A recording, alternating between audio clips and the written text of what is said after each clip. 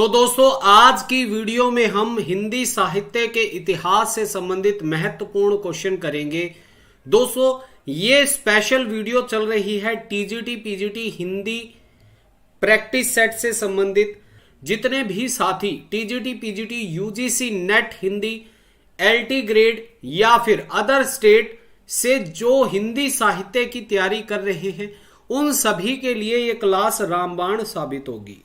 तो सभी साथी इस क्लास को ज्वाइन करें, ठीक है। वीडियो को लाइक जरूर कीजिएगा और शेयर जरूर कीजिएगा। अगर चैनल पर नए हो तो चैनल को सब्सक्राइब भी जरूर कर लीजिएगा। तो चलिए तो शुरुआत करते हैं। पहला क्वेश्चन आपकी स्क्रीन पर है।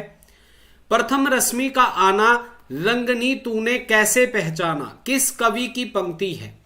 विकल्प देखिए, सुमित्रानंदन पंत, रामधारी सिंह दिनकर, महादेवी वर्मा या फिर सिम मंगल सिंह सुमन। क्या आंसर जाएगा? देखिए, प्रथम रश्मि का आना रंगनी तूने कैसे पहचाना, किसको पहचानेंगे? सुमित्रा जी को पहचानेंगे। किसको पहचानेंगे? सुमित्रा को। तो क्या आंसर जाएगा?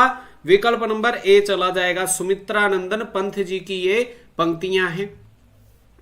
क्वेश्चन नंबर 2 देखिए, निम्नलिखित में से कौन सी रचना महादेवी वर्मा की नहीं है? दोस्तों जब भी क्वेश्चन आए तो आपने अंत तक उसको पढ़ना है, ठीक है। निहार देखिए महादेवी वर्मा की रचना मानी जाती है। रश्मि भी इनकी रचना मानी जाती है, ठीक है ना। और कौन सी? नीरजा भी मानी जाती है। परंतु गुंजन रचना किसकी मानी जाती है? ये सुमित्रानंदन पंत जी की रचना मानी जाती है। इंपॉर्टेंट है। बाकी आप सभी को पता है कि सुमित्रानंदन पंत जी की रचनाएं वीणा है, पल्लव है, ग्राम्य है, कला और बूढ़ा चांद जो कि महत्वपूर्ण रचना है। इनका एक महाकाव्य माना जाता है लोकायतन, ठीक है। चलिए अगला क्वेश्चन देखिए। तीसरा क्वेश्चन है, राम की शक्ति पूजा कविता की अंतिम पंक्ति कौन सी है? आप सभी को देखिए, राम की शक्ति पूजा एक लंबी कविता है, ठीक है। कैसी है? लंबी कविता है। किसके द्वारा लिखी गई थी? निराला जी के द्वारा लिखी गई थी। अब आप सभी को बताना है कि अंतिम पंक्तियां कौन सी है। तो कौन सी मानी जाती है? कह महाशक्ति राम के बदन में हुई लीन, ठीक है। तो ये जो पंक्तियां हैं ये कौन सी पंक्ति हैं? अंतिम पंक्ति है, ठीक है। अगर हम बात करें इसकी प्रथम पंक्ति की, ठीक है, तो नोट कर सकते हैं आप। प्रथम पंक्ति अगर आपसे पूछ लिया जाए तो रवि हुआ अस्त ज्योति के पत्र पर लिखा अमर, तो ये राम की शक्ति पूजा की पहली पंक्ति मानी जाती है। और ये कौन सी मानी जाती है? अंतिम, ठीक है। चलिए अगला क्वेश्चन देखिए। फोर्थ क्वेश्चन है, निम्नलिखित में से कौन सा कथन असत्य है? पंत को प्रकृति का सुकुमार कवि कहा जाता है। बिल्कुल कहा जाता है जी, ठीक है। पल्लव पंत की रचना है, बिल्कुल मानी जाती है। लोकायतन महाकाव्य की श्रेणी में आता है, बिल्कुल आता है। पंत भरतेंदु युग के कवि हैं, तो ऐसा नहीं है। पंत जी किस युग के कवि माने जाते हैं? छायावादी युग के प्रमुख कवि माने जाते हैं। इन्हें प्रकृति का सुकुमार कवि कहा जाता है, ठीक है। और इनका महाकाव्य कौन सा है? लोकायतन। तो विकल्प नंबर क्या जाएगा? डी सही हो जाएगा। भारतेंदु युग के पंत जी नहीं है। अगला क्वेश्चन देखिए, पांचवा क्वेश्चन है, अग्निपथ के पार चंदन चांदनी का देश किसकी पंक्तियां हैं? हरिवंश राय बच्चन, महादेवी वर्मा, राम नरेश त्रिपाठी या फिर नरेंद्र शर्मा जी। क्वेश्चन नंबर 5 का आंसर चयन करना है। किसकी पंक्तियां मानी जाती है? अग्निपथ के पार चंदन चांदनी का देश किसकी है? ये महादेवी वर्मा जी की ये पंक्तियां मानी जाती हैं। अगला क्वेश्चन देखिए, हृदय का मधुभार काव्य रचना है शुक्ल की, प्रसाद की, पंत की या फिर निराला की। बहुत ही अलग सा क्वेश्चन आपकी स्क्रीन पर है। शायद बहुत से स्टूडेंट्स ने ये क्वेश्चन नहीं भी सुना होगा। बताएं जल्दी से क्या आंसर जाएगा? हृदय का मधुभार काव्य किसकी रचना मानी जाती है? किसकी मानी जाती है? आचार्य रामचंद्र शुक्ल जी की मानी जाती है, ठीक है। तो विकल्प नंबर ए सही हो जाएगा, ठीक है जी। चलिए अगला क्वेश्चन देखिए। अगला क्वेश्चन आपकी स्क्रीन पर है, धर्मवीर भारती का नाटक जिसमें महाभारत के कथानक को लेकर आधुनिक युग अनुकूल अर्थ प्रस्तुत किया है, स्कंदगुप्त है, अंधा युग है, लहरों के राजहंस है, या फिर आषाढ़ का एक दिन। तो देखिए दोस्तों, लहरों के राजहंस और आषाढ़ का एक दिन ये किसके नाटक है? मोहन राकेश जी के, ठीक है। और अंधा युग किसकी रचना मानी जाती है? धर्मवीर भारती की, ठीक है। तो ये धर्मवीर भारती जी का नाटक है जिसमें महाभारत के कथानक को लेकर आधुनिक युग अनुकूल अर्थ प्रस्तुत करता है, ठीक है। जल्दी से कमेंट बॉक्स में स्कंदगुप्त रचना किसके द्वारा लिखी गई थी बताएंगे कमेंट बॉक्स में। क्वेश्चन नंबर 8 है, अजात शत्रु नाटक के लेखक कौन है? वृंदावन लाल वर्मा है, हरिकृष्ण प्रेमी, भारतेंदु हरिश्चंद्र, या फिर जयशंकर प्रसाद जी। क्या आंसर हो जाएगा? अजात शत्रु किसका नाटक है? जयशंकर प्रसाद जी का। दोस्तों, अगर आपसे पूछा जाए इनमें से ऐतिहासिक रचनाकार कौन माना जाता है, तो आपका उत्तर जाएगा वृंदावन लाल वर्मा जी, ठीक। अगला क्वेश्चन देखिए, 9वां क्वेश्चन है, निम्न में कौन सा नाटक भारतेंदु जी का नहीं है? भारत दुर्दशा, नील देवी, प्रेम योगिनी, या फिर रणधीर प्रेम मोहिनी। 9th का आंसर देखिए भारत दुर्दशा भारतेंदु जी की रचना है, नील देवी और प्रेम योगिनी ये तीनों ही किसकी हैं? भारतेंदु जी की रचनाएं मानी जाती हैं, ठीक है। प्रेम जोगनी माना जाता है वैसे ये, ठीक है, इसको सही कर लीजिएगा, प्रेम जोगनी, ठीक है। और सही उत्तर इसका क्या जाएगा? विकल्प नंबर डी, रणधीर प्रेम मोहिनी इनका नाटक नहीं है। किसका नाटक है ये? लाला श्रीनिवास दास जी का, ठीक है। किसका है? श्रीनिवास दास जी का है। और प्रथम दुखांत नाटक भी ये माना जाता है, ठीक है जी। चलिए अगला क्वेश्चन देखिए, अगला क्वेश्चन आपकी स्क्रीन पर है, निम्नलिखित में से कौन सा नाटक प्रसाद का नहीं है? जनमय का नागयज्ञ, स्कंदगुप्त, ध्रुव स्वामिनी, या फिर सिंदूर की होली। क्या आंसर जाएगा? जल्दी से चयन करें, बहुत बढ़िया। क्या आंसर जाएगा? देखिए प्रसाद जी के नाटक कौन से माने जाते हैं? जनमय का नागयज्ञ, स्कंदगुप्त और ध्रुव स्वामिनी ये तीनों ही नाटक किसके माने जाते हैं? प्रसाद जी के माने जाते हैं। परंतु जो क्वेश्चन नंबर जो ऑप्शन में आपको 4 दिया गया है, कौन सा दिया गया है? ऑप्शन में 4 नंबर सिंदूर की होली, ठीक है। तो सिंदूर की होली जो नाटक है किसका है? जल्दी से कमेंट बॉक्स में बताएंगे, बताओ जल्दी से किसका नाटक माना जाता है? बहुत बढ़िया, किसका माना जाता है? लक्ष्मी नारायण मिश्र जी का, ठीक है। किसका? लक्ष्मी नारायण मिश्र जी का। अगला देखिए, नहुष नाटक के लेखक बाबू गिरधर दास का भारतेंदु हरिश्चंद्र जी से क्या संबंध था? इंपॉर्टेंट है। और देखिए नहुष नाटक को हरिश्चंद्र जी ने, भारतेंदु हरिश्चंद्र जी ने पहला नाटक भी माना है। तो बाबू गिरधर दास जी इनके क्या लगते हैं? पिताजी लगते हैं, ठीक है। तो विकल्प नंबर क्या हो जाएगा? ए सही हो जाएगा। अगला क्वेश्चन देखिए, 12वां क्वेश्चन है, शकुंतला नाटक का खड़ी बोली गद्य में अनुवाद किया किसके द्वारा किया गया? राजा शिव प्रसाद सितारे हिंद के द्वारा, राजा लक्ष्मण सिंह जी के द्वारा, भारतेंदु हरिश्चंद्र, या फिर गिरधर दास जी के द्वारा। जल्दी से चयन करेंगे, इंपॉर्टेंट क्वेश्चन आपकी स्क्रीन पर है, बताओ जल्दी से। बहुत बढ़िया, क्या आंसर जाएगा? वेरी नाइस, विकल्प नंबर बी जाएगा, ठीक है, राजा लक्ष्मण सिंह, ठीक है। और राजा लक्ष्मण सिंह जी ने कालिदास कृत प्रसिद्ध नाटक अभिज्ञान शकुंतलम का हिंदी में अनुवाद किया था, किस नाम से? शकुंतला नाटक नाम से, ठीक है। तो ये आप सभी ने याद रखना है। अगला क्वेश्चन देखिए, 13वां है, जन्म काल के आधार पर निम्नलिखित संत कवियों का सही अनुक्रम आप सभी ने बताना है। तो देखिए दोस्तों, इन सभी में सबसे पहले जो हुए थे आपको दादू दयाल दिए हैं, मलूक दास दिए हैं, गुरु नानक देव जी और सुंदरदास, सभी में यही है। और ऑप्शन आगे पीछे आपको देखने को मिल जाती है। जन्म काल की दृष्टि से देखेंगे तो गुरु नानक देव जी 1469 ईस्वी में इनका जन्म माना जाता है, दादू दयाल जी का 1544 ईस्वी में, मलूक दास जी का 1574 ईस्वी, ठीक है, और सुंदर दास जी का 1596 ईस्वी माना जाता है, ठीक है। तो विकल्प नंबर बी इसका सही आंसर हो जाएगा। अगला क्वेश्चन देखिए, 14वां क्वेश्चन है, श्री बल्लवाचार्य ने कृष्ण भक्ति को प्रतिष्ठित किया, उनका दार्शनिक आधार है अद्वैत दर्शन है, द्वैत दर्शन है, शुद्धाद्वैत है, या फिर द्वैत दर्शन है? बताओ।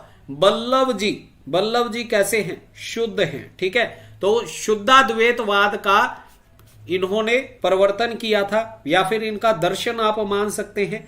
ठीक है, और ये वैष्णव संप्रदाय से संबंधित पंथ था। ठीक है जी, तो इसको आप सभी ने नोट कर लेना है। कृष्ण की भक्ति व पूजा अर्चना इसमें की जाती है, और भगवान को पोषक प्राप्त करना ही, ठीक है, भगवान का पोषक प्राप्त करना ही भक्ति का लक्ष्य माना जाता है।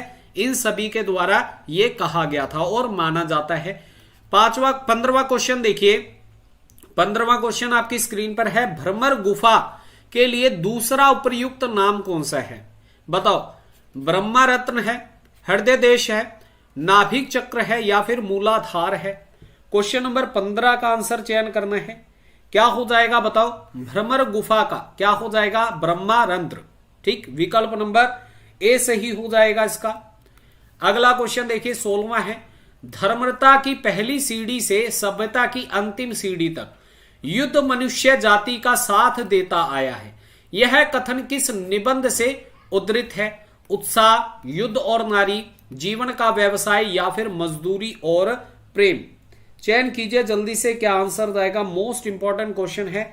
ये जो कथन लिए गए हैं ये महादेवी वर्मा जी की रचना से लिए गए हैं। ठीक है, किसके? महादेवी वर्मा जी की रचना से।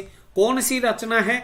युद्ध और नारी। ठीक है, बहुत ही कम आपको ये क्वेश्चन सुनने को मिलता है। युद्ध और नारी किसकी रचना है? महादेवी वर्मा जी की ये रचना मानी जाती है। ठीक, अगला क्वेश्चन देखिए।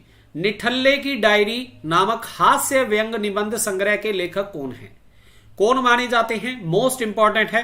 इन्होंने जितने भी अपने निबंध लिखे हैं या फिर रचनाएं लिखी हैं वो सभी की सभी कहीं ना कहीं व्यंग प्रधान रचनाएं रही हैं।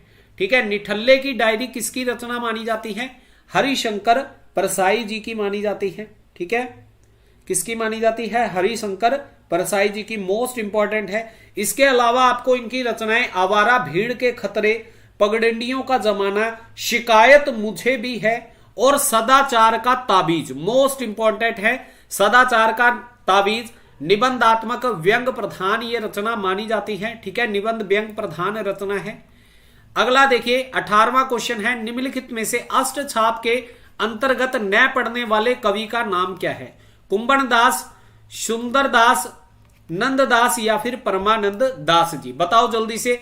अष्ट छाप के कवियों की मैंने एक ट्रिक भी आपको करवाई हुई है। ठीक है, कौन कौन से हैं बताओ जल्दी से। देखिए, कुंभन दास हैं, सूरदास है, परमानंद दास और कृष्ण दास।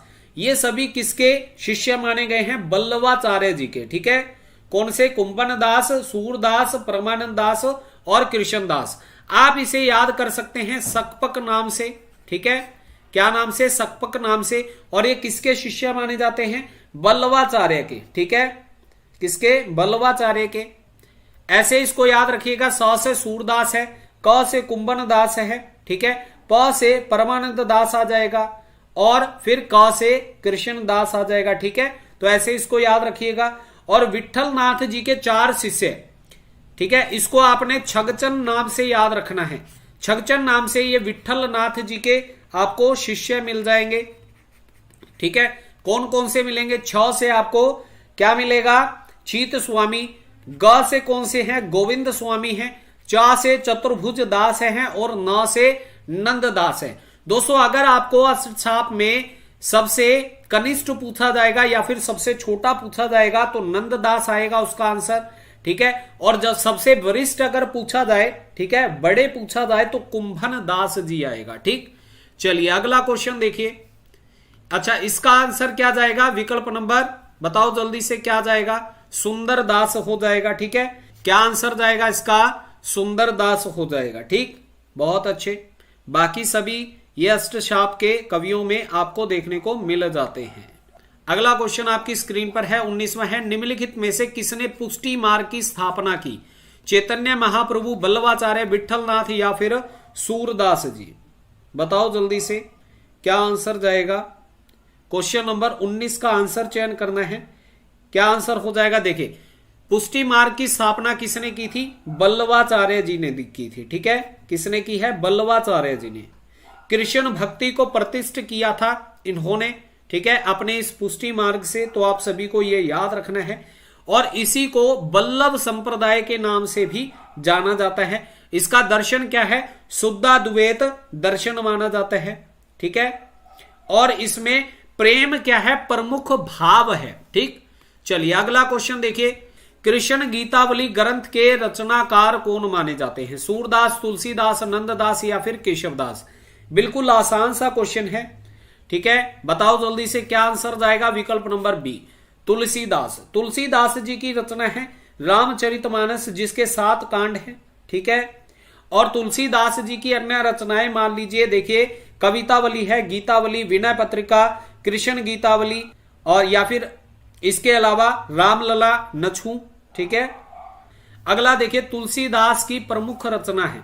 तुलसीदास की प्रमुख रचना कौन सी मानी जाती है? रामचरितमानस ही मानी जाती है। ठीक है, मोस्ट इंपॉर्टेंट है ये, आपसे क्वेश्चन ये पूछा जाता है एग्जाम में। बरवे रामायण किसकी रचना है? बरवे रामायण आपसे पूछा है तो किसकी रचना मानी जाती है? तुलसीदास जी की मानी जाती है। ठीक है, अगर सूरदास की एक महत्वपूर्ण रचना अगर आपसे पूछी जाए तो कौन सी है? साहित्य लहरी है। ठीक है, कौन सी मानी जाती है? साहित्य लहरी। नंददास की कौन सी मानी जाती है? रास पंचाध्यायी। मोस्ट इंपॉर्टेंट है ये। ठीक है, कौन सी? रास पंचाध्यायी। और मीराबाई जी का आप सभी को पता है कौन सी रचना मानी जाती है? बताओ। Narsi zero Miro. ठीक है, मोस्ट इंपॉर्टेंट रचना है इनकी। अगला क्वेश्चन देखिए, विनय पत्रिका किस भक्ति काव्य परंपरा की रचना है? कृष्ण भक्ति काव्य की, राम भक्ति काव्य, निर्गुण काव्य परंपरा या फिर शिव भक्ति काव्य परंपरा? देखिए विनय पत्रिका जो रचना है किसके द्वारा लिखी गई थी? तुलसीदास जी के द्वारा लिखी गई थी। ठीक है जी, और तुलसीदास जी के द्वारा यह रचना लिखी गई थी तो यह किस भक्ति परंपरा में आती है? तो यह है राम भक्ति परंपरा में आती है। ठीक है, तो विकल्प नंबर क्या हो जाएगा इसका? बी सही हो जाएगा। ठीक है जी, अगला क्वेश्चन देखिए। और देखिए दोस्तों, विनय पत्रिका की भाषा क्या थी? जल्दी से कमेंट बॉक्स में सभी बताएंगे। ठीक है, बताओ जल्दी से, अवधि थी या ब्रज भाषा थी? ठीक है जी, चलिए बताओ, अवधि थी या फिर ब्रज भाषा थी? 24वां क्वेश्चन देखिए, कौन सी रचना जायसीकृत नहीं है? नहीं है ये जरूर पढ़िएगा। ठीक है, मधुमालती, पद्मावत, अखरावट या फिर आखिरी कलाम? तो देखिए दोस्तों, पद्मावत, अखरावट और आखिरी कलाम ये सभी की सभी रचनाएं किसकी मानी जाती हैं? जायसी जी की मानी जाती हैं। परंतु मधुमालती किसकी है? मंछन जी की ये रचना मानी जाती है। किसकी? मंछन की मानी जाती है। ठीक है, विनय पत्रिका जो रचना थी उसकी भाषा क्या थी? ब्रज भाषा थी। 25वां क्वेश्चन देखिए, निम्नलिखित में से कौन सी कृति संस्मरणात्मक विदा की नहीं है? पद के साथी है, हम हशमत है, लोट आओ धार या फिर मित्र संवाद? चयन कीजिए जल्दी से। 25वां क्वेश्चन है, थोड़ा सा टफ क्वेश्चन आपको देखने को मिलेगा। कौन सी रचना है संस्मरणात्मक विदा की नहीं है? कौन सी नहीं है? क्या जाएगा? विकल्प नंबर डी सही हो जाएगा, मित्र संवाद। ठीक है, कौन सी हो जाएगी? मित्र संवाद। ये केदारनाथ अग्रवाल और रामविलास शर्मा जी के पत्रों का संकलन माना जाता है। ठीक है, अर्थात इसे कह सकते हैं दो मित्रों की बातचीत। ठीक है, तो ये क्या है? मित्र संवाद हो जाएगा। अगला देखिए, रीति काल का कौन सा कवि वीर रस की काव्य रचना के लिए प्रसिद्ध है? आईएमपी क्वेश्चन है। एकमात्र रीति काल में वीर रस के कवि माने जाते हैं, कौन से हैं? भूषण जी माने जाते हैं। ठीक है, कौन माने जाते हैं? कवि भूषण माने जाते हैं।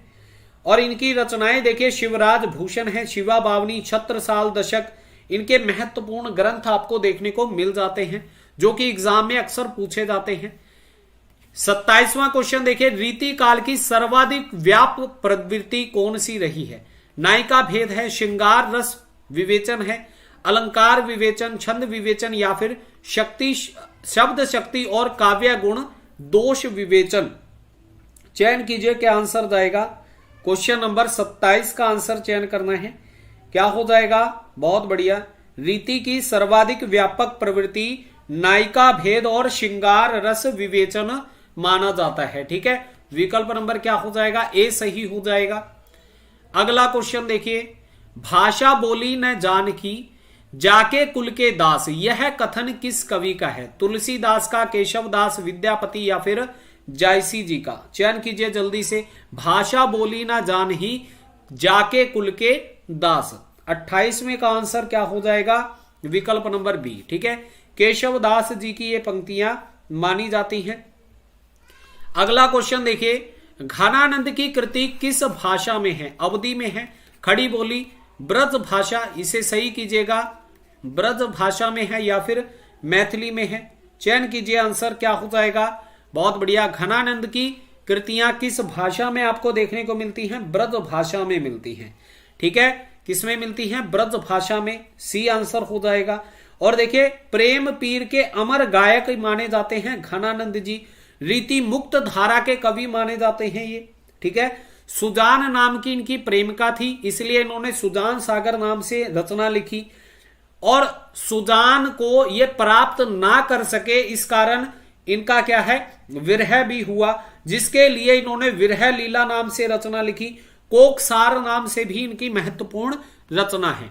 क्वेश्चन नंबर 30 देखिए, किस रचना को छंदों का अजायब घर कहा जा सकता है? रामचरितमानस, चंद छंद वर्णन की महिमा, रामचंद्रिका या फिर पृथ्वीराज रासो? चयन कीजिए जल्दी से, क्या आंसर हो जाएगा क्वेश्चन नंबर 30 का, बताओ जल्दी से। छंदों का अजायब घर किसे कहा जाता है? रामचंद्रिका को। देखिए दोस्तों, अगर आपसे पूछा जाएगा कि आदि काल की किस रचना को छंदों का अजायब घर कहा जाता है, इसको अच्छे से नोट कीजिएगा, क्योंकि एग्जाम में आपको ऐसे ही पूछा जाएगा। ठीक है, आपसे क्या पूछा जाएगा, आदिकाल की किस रचना को छंदों का अजायब घर कहा जाता है? तो आपका उत्तर जाएगा पृथ्वीराज रासो को। ठीक, अगर आपसे नॉर्मल पूछा जाए कि छंदों का अजायब घर किसे कहा जाता है, तो रामचंद्रिका को कहा जाता है। केशव दास जी की यह रचना मानी जाती है। ठीक है, और कहा जाता है कि यह रचना एक रात में ही इन्होंने लिखी थी। ठीक है, चलिए अगला क्वेश्चन देखिए, मणिकर्णिका के लेखक कौन है? ओम प्रकाश वाल्मीकि, धर्मवीर भारती, तुलसीराम या फिर सूरजपाल चौहान जी? बताओ जल्दी से। क्वेश्चन नंबर 31 का क्या आंसर हो जाएगा? मणिकर्णिका किसकी रचना है? तुलसी राम जी की है। अगला देखिए 32वां है, भारतेंदु ने अधिकतर किस भाषा में काव्य की रचना की है? संस्कृत भाषा में, ब्रज भाषा, हिंदी भाषा या फिर पाली भाषा? भारतेंदु जी की आपसे पूछा गया है, तो भारतेंदु युग के अंदर सबसे ज्यादा ब्रज भाषा का प्रयोग होता था। ठीक है, और जो कि द्विवेदी युग में खड़ी बोली में ये बदल गया। ठीक है, तो यहां पर आंसर क्या आ जाएगा? विकल्प नंबर बी। तो भारतेंदु युग की प्रधान भाषा ब्रज भाषा रही थी, परंतु द्विवेदी युग में कौन सी प्रधान भाषा रही? खड़ी बोली रही थी। ठीक, अगला क्वेश्चन देखिए, सूची 1 का मिलान सूची 2 से करना है। ठीक है, आचार्य शुक्ल जी के द्वारा, देखिए यहां पर आपको काल दे दिए गए हैं। ठीक है, आदि काल से संबंधित ये काल दिए गए हैं, और किस रचनाकार ने यानी कि किस आलोचक ने आदि काल को क्या नाम दिया है? ठीक है, इससे संबंधित ये क्वेश्चन है। आचार्य रामचंद्र शुक्ल जी के द्वारा आदि काल को क्या नाम दिया गया था? वीर गाथा काल। हजारी प्रसाद द्विवेदी जी के द्वारा कौन सा नाम दिया गया? आदि काल को आदि काल नाम दिया गया। ठीक है, राहुल सांकृत्यायन जी के द्वारा सिद्ध सामंत काल नाम दिया गया। और देखिए दोस्तों, राहुल सांकृत्यायन जी ने किसे पहला कवि माना है? बताओ जल्दी से, किसे माना है? सरहप्पा जी को माना है। और गणपति चंद्र गुप्त जी ने प्रारंभिक काल माना है। ठीक है, अगर आपसे यहां पर आरंभिक काल पूछ लिया जाए तो आपका वहां पर उत्तर जाएगा, क्या जाएगा? मिश्र बंधु। ठीक है, अगर मान लीजिए यहां पर गणपति चंद्र गुप्त ना देकर मिश्र बंधु दिया गया है और प्रारंभिक काल यहां दे दिया गया है, तो आप इसी को लाइन में लगाकर आइएगा। ठीक है, कई बार एग्जामिनर गलती से इस प्रकार का क्वेश्चन बना देते हैं। ठीक है, चलिए अगला देखिए 34वां क्वेश्चन है, आचार्य रामचंद्र शुक्ल जी ने प्रथम उत्थान का समय कब से कब तक निर्धारित किया है? बताओ जल्दी से। क्वेश्चन नंबर 34 का आंसर है क्या हो जाएगा? देखिए 1868 से 1893 ईस्वी में इन्होंने प्रथम उत्थान काल का समय निर्धारित किया है। अगला देखिए 35वां क्वेश्चन है, भारतेंदु बाबू हरिश्चंद्र का जीवन चरित्र ग्रंथ के रचनाकार कौन है? बताओ जल्दी से। राधा कृष्ण दास है, श्याम सुंदर दास, श्रीधर पाठक या फिर महावीर प्रसाद द्विवेदी जी? क्या आंसर हो जाएगा? भारतेंदु बाबू हरिश्चंद्र का जीवन चरित्र किसके द्वारा लिखी गई ये रचना है? राधा कृष्ण दास जी के द्वारा। ठीक है। अगर आपसे क्वेश्चन पूछा जाए प्राचीन पंडित और कवि, ठीक है, दोबारा से सुनिएगा, प्राचीन पंडित और कवि, ठीक है, अगर ये आपसे क्वेश्चन पूछा जाएगा तो इसका आंसर क्या जाएगा? महावीर प्रसाद द्विवेदी जी की ये रचना मानी जाती है। ठीक है, ये भारतेंदु जी से संबंधित रचना है। अगला देखिए 36वां है, मैथिल कोकिल के नाम से कौन सा कवि जाना जाता है?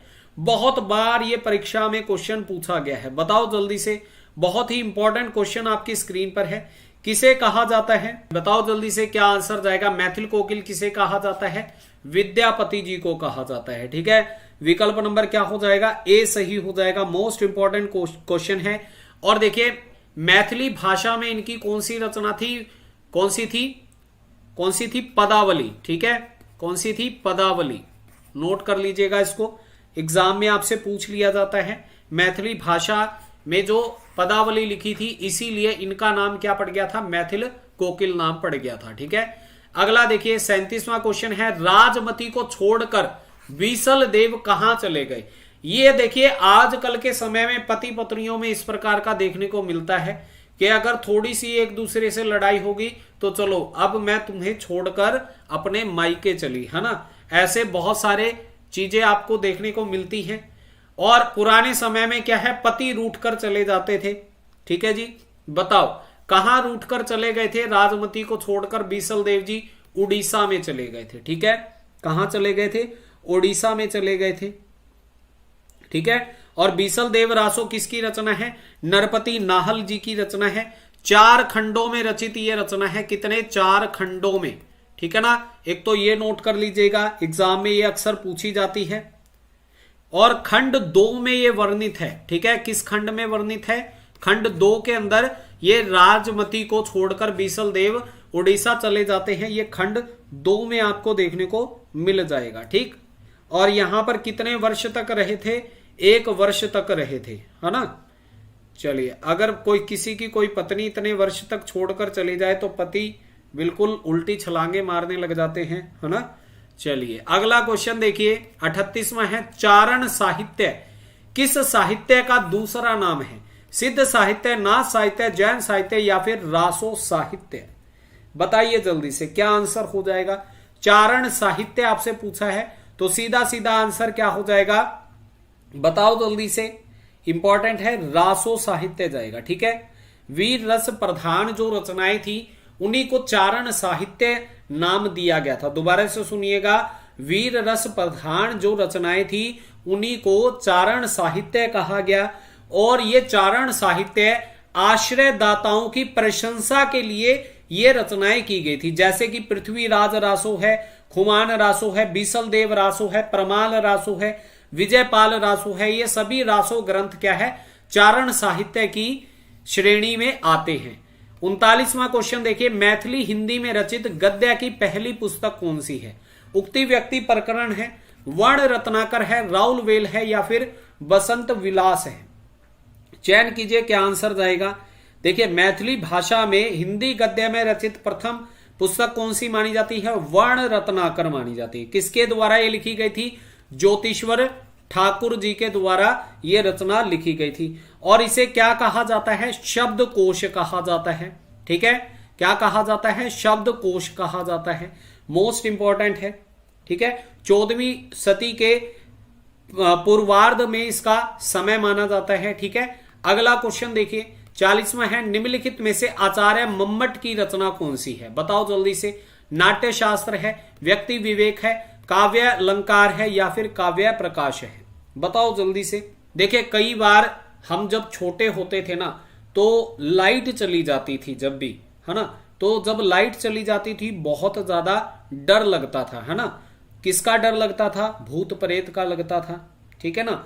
और देखिए मम्मी जब आती थी, चाहे प्रकाश हो या ना हो, ठीक है, तो डर नहीं लगता था। यहां से देखिए आचार्य मम्मट की पूछी गई है, मैंने यहां पर मम्मट जी को मम्मी जी से जोड़ दिया है, ठीक है। अगर मम्मी जी किसी की साथ हो तो कभी किसी को डर नहीं लगेगा अंधेरे में, ठीक है, हमेशा प्रकाश ही प्रकाश रहेगा। तो आंसर क्या जाएगा, काव्य प्रकाश हो जाएगा, ठीक है। अगर बात करें नाट्य शास्त्र की, नाट्य शास्त्र किसके द्वारा लिखी गई थी, भरत मुनि जी के द्वारा, ठीक है, किसके द्वारा, भरत मुनि जी के द्वारा। व्यक्ति विवेक की अगर बात करते हैं तो महिम भट्ट जी के द्वारा, किसके, महिम भट्ट के द्वारा। काव्य अलंकार की अगर बात पूछी जाए तो किसके द्वारा ये रचना लिखी गई थी, भामा जी के द्वारा, ठीक है। और किसके द्वारा लिखी गई थी, रुद्रट जी के द्वारा, ठीक है। तो ये भी आप नोट कर लीजिएगा, काव्य अलंकार भामा जी की भी है और रुद्रट जी की भी है। 41वां देखें, निम्नलिखित में से कौन सा शब्द अलंकार नहीं है। मैंने आपको देखिए शब्द अलंकारों को याद करने की एक ट्रिक बताई थी, अवश्य, ठीक है, कौन सी, अवश्य बताई थी, ठीक है जी। अब इसके अंदर एक और जोड़ दीजिए, बिप्सा, ठीक है, कौन सी, बिप्सा और जोड़ दीजिए, ठीक। आ से क्या हो जाता है बताओ जल्दी से, और वा से वक्रोक्ति हो गया, सा से श्लेष हो गया, यमक हो गया, आ से कौन सा होता है, जल्दी से कमेंट बॉक्स में बताओ, बताओ जल्दी से, मोस्ट इंपॉर्टेंट है, पहला पहला ही अलंकार आता है, ठीक है। इसमें बताओ क्या आंसर हो जाएगा, क्या हो जाएगा, उपमा अलंकार हो जाएगा, ठीक है, विकल्प नंबर सी सही हो जाएगा। बताओ यहां पर अ से कौन सा अलंकार आएगा। अगला देखिए 42वां है, निम्नलिखित रचनाओं में किस रचना के काव्य नायक राम है। संशय की एक रात, रश्मि रथी, विष्णु प्रिया या फिर कनुप्रिया। बताओ जल्दी से, बहुत बढ़िया, अनुप्रास अलंकार, ठीक है। तो अवश्य जो मैंने आपको ट्रिक बताई है, और इसके अलावा कौन सी है, एक बिप्सा, ठीक है। तो ये 4 चीजें हैं, बिप्सा को याद रखिएगा, ठीक है, शब्द अलंकार में आती है।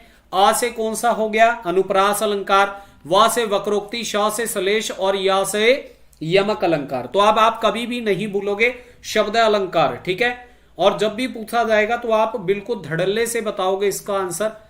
चलिए बताएं जल्दी से, किसकी रचना के अंदर राम को नायक बनाया गया है, क्या आंसर हो जाएगा, बहुत बढ़िया, विकल्प नंबर क्या हो जाएगा, संशय की एक रात। किसकी रचना है, नरेश मेहता जी की, ठीक है, किसकी, नरेश मेहता जी की ये रचना है। मोस्ट इंपॉर्टेंट है, यहां से क्वेश्चन बनता ही बनता है आपका, ठीक है। और इसके नायक कौन है, राम जी हैं, और ये राम कथा से संबंधित रचना मानी जाती है। रश्मि रथी किसकी है, किसकी है, दिनकर की है, ठीक है। जो रथी होते हैं वो दिन में रथ चलाते हैं, ऐसे याद रखिएगा। विष्णु प्रिया किसकी है, मैथिली शरण गुप्त जी की, ठीक है, नोट कर लीजिएगा, किसकी है, मैथिली शरण गुप्त जी की। विष्णु प्रिया के आपने क्या जाना है, शरण में जाना है, ऐसे याद रखिएगा, विष्णु प्रिया के शरण में जाना है। कनुप्रिया किसकी मानी जाती है, धर्मवीर भारती की, ठीक है। तो ये सभी रचनाओं के रचनाकार भी आप नोट कर लीजिएगा। 43वां देखें, निम्नलिखित में से कौन सी कृति के रचनाकार दुष्यंत कुमार है। आईएमपी रचना है, एग्जाम में अक्सर पूछी जाती है। केवल अपनी धार खूटियों पर टंगे लोग, ठीक है, यहां पर टंगे नहीं है, टंगे लोग है। साय में धूप या फिर युग धार, चयन कीजिए क्या आंसर जाएगा, बहुत बढ़िया, साय में धूप किसकी रचना है, दुष्यंत कुमार जी की ये रचना मानी जाती है, ठीक है, मोस्ट इंपॉर्टेंट रचना है इनकी। और दुष्यंत कुमार जी नई कविता के कवि माने जाते हैं, गजल सम्राट भी इन्हें कहा जाता है। 44वां क्वेश्चन देखिए, आत्मजयी किसकी रचना है, बताओ जल्दी से, आत्मजयी कौन बनते हैं, ठीक है, बताओ जल्दी से, जो क्या है, कुंवर होते हैं, ऐसे याद रखिएगा। विकल्प नंबर ए चला जाएगा, कुंवर नारायण जी की ये रचना मानी जाती है। अब आपसे ये पूछा जाएगा कि ये किस प्रकार की रचना है, तो ये प्रबंध काव्य है, ठीक है, किस प्रकार का काव्य है, प्रबंध काव्य है, नोट कर लीजिएगा। अगला क्वेश्चन देखिए, प्रयोगवादी कवियों की रचनाएं किस सप्तक से संग्रहित हैं। तार सप्तक से, दूसरा सप्तक, तीसरा सप्तक या फिर चौथा सप्तक। देखिए दोस्तों, आपको कभी भी ये नहीं दिया जाएगा दूसरा तार सप्तक, तीसरा तार सप्तक, चौथा तार सप्तक, ठीक है। तो आपको दूसरा सप्तक, तीसरा सप्तक, चौथा सप्तक इस प्रकार से दिया जाएगा। और तार सप्तक जब दिया जाए तो पहले तार सप्तक की बात चल रही है। बताओ जल्दी से किस तार सप्तक से संबंधित है प्रयोगवादी कवि? आपका उत्तर जाएगा तार सप्तक। ठीक, किससे है? तार सप्तक। वैसे ये जो क्वेश्चन है ये क्या है? गलत दिया गया है। अगर यहां पर दूसरा तार सप्तक आता ना, यहां पर तार तार आ जाता, तो फिर ये सभी के सभी ऑप्शन गलत हो जाते। ठीक है, अदरवाइज देखिए प्रयोगवादी कवियों की रचनाएं किस सप्तक में संकलित हैं? तो सभी संकलन में सभी में ही संकलित हैं। ठीक है, तो क्वेश्चन को आप समझिएगा, मैंने अभी जो बताया है आपको। अगर आपसे दूसरा तार सप्तक पूछा जाए तो वो गलत रहेगा। ठीक है, 1943, 1951, 1959 और 1979 ईस्वी रचना काल है। ठीक है, चार भागों में प्रकाशित है। ठीक है, तार सप्तक पहला, दूसरा और तीसरा। चलिए अगला देखिए, प्रयोगवाद का जन्म छायावाद और किसकी रूढ़ियों की प्रतिक्रिया में हुआ है? प्रतीकवाद, रीतिकाल, प्रगतिवाद या फिर भक्ति काल? जल्दी से चयन करें अपना आंसर। प्रयोगवाद का जन्म छायावाद और किसकी रूढ़ियों की प्रतिक्रिया में हुआ था? प्रतीकवाद है, रीतिकाल है, प्रगतिवाद या फिर भक्ति काल? आंसर चयन करें जल्दी से। 46वें का आंसर क्या जाएगा? प्रयोगवादी कवियों की रचनाएं किसमें संकलित थी? तार सप्तक में थी। ठीक है ना, और प्रयोगवाद का जन्म छायावाद और प्रगतिवाद की रूढ़ियों से हुआ था। ठीक है, किससे हुआ था? छायावाद और प्रगतिवाद की रूढ़ियों से हुआ था। तो नोट कर लेना है इसको। ठीक है, जल्दी से बताएं, प्रयोगवाद के कवियों को बैठे ठाले का धंधा किसने कहा है? बताओ जल्दी से कमेंट बॉक्स में। 47वें का आंसर देखिए, क्वेश्चन देखिए, 47वां क्वेश्चन है, 8 भागों में प्रेमचंद की कहानियां किस नाम से संकलित है? मान सरोवर है, ज्ञान सरोवर, प्रेमचंद की कहानियां या फिर नमक का दरोगा? आपसे देखिए प्रेमचंद की कहानियों का संकलन पूछा गया है, तो आंसर क्या जाएगा? मान सरोवर, जो कि 8 भागों में संकलित है। ठीक है, तो विकल्प नंबर ए जाएगा। 48वां क्वेश्चन देखिए, 11 वर्ष का समय कहानी के लेखक कौन है? आईएमपी क्वेश्चन है, बताओ जल्दी से। 11 वर्ष का समय, क्या आंसर हो जाएगा? 11 वर्ष का समय किसकी रचना है? आचार्य रामचंद्र शुक्ल जी की। ठीक है, एकमात्र इनकी कहानी ये मानी जाती है। ठीक है जी, अगला देखिए, 49वां क्वेश्चन है, प्रसाद की गुंडा कहानी में इतिहास के किस युग का चित्रण हुआ है? सल्तनत युग का, मुगल शासकों का, विक्टोरिया शासक का या फिर ईस्ट इंडिया कंपनी का? बताओ जल्दी से क्या आंसर हो जाएगा? क्या आंसर हो जाएगा? विकल्प नंबर डी सही हो जाएगा, ईस्ट इंडिया कंपनी का समय। ठीक है, ईस्ट इंडिया कंपनी को गुंडा शब्द से संबोधित करके ये रचना लिखी गई थी। दोस्तों ये क्वेश्चन अंतिम क्वेश्चन है, परंतु इस क्वेश्चन के बाद आपको एक चैलेंजिंग क्वेश्चन भी पूछा जाएगा, आप सभी ने उसका आंसर भी देना है। कामरेड का कोट। ठीक है, चलिए बताओ जल्दी से क्या आंसर हो जाएगा, किसकी है? यहां पर भी देखिए ऑप्शन में भी आपको थोड़ी सी गड़बड़ी है। ठीक है, यहां पर सृंजय है, क्या है? सृंजय है। ठीक है, तो कामरेड का कोट किसकी रचना मानी जाती है? सृंजय की मानी जाती है। ठीक है जी, इनकी नंगा, भागदत्त का हाथी, ये महत्वपूर्ण रचनाएं आपको देखने को मिल जाती हैं। ठीक है, चलिए तो वीडियो का अंतिम क्वेश्चन था, और अब आपकी स्क्रीन पर एक और क्वेश्चन है जो कि आप सभी ने इसका आंसर कमेंट बॉक्स में देना है, लाइव चैट में नहीं देना है। ठीक है जी, सफेद कोआ कहानी के लेखक कौन है? आपके विकल्प है, मंजुल भगत है, रमेश ब्रजा है, मृदुला गर्ग है या फिर सुरेंद्र तिवारी?